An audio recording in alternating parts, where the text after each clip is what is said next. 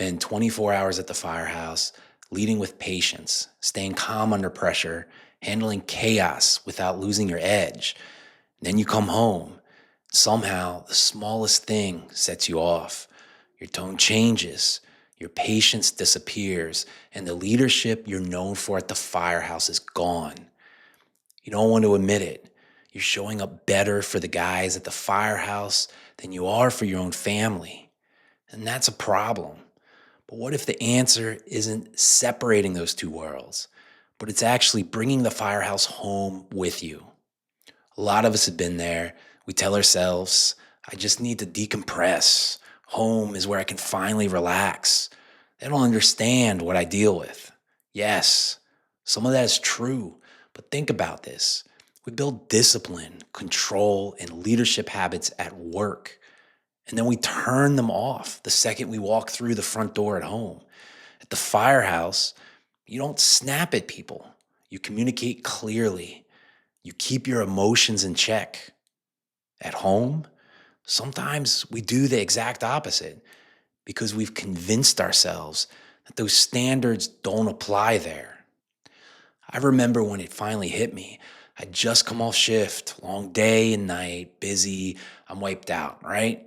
I walk in the door, and within 10 minutes, I'm frustrated with small kids being loud, running around, just the craziness of small kids.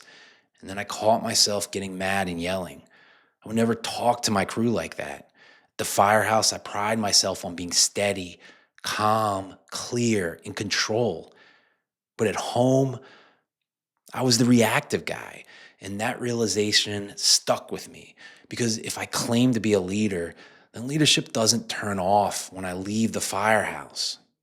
So let's flip this idea. Instead of saying, don't bring the firehouse home, what if we said, bring the best of the firehouse home? Not the stress, I'm not talking about the calls, not the baggage, but the leadership, the best of your leadership. So think about these things. Calm is contagious. What should you do at the firehouse when things get chaotic? You calm things down. You should lower your voice. You control your emotions. Do that at home. Your family doesn't need another loud voice.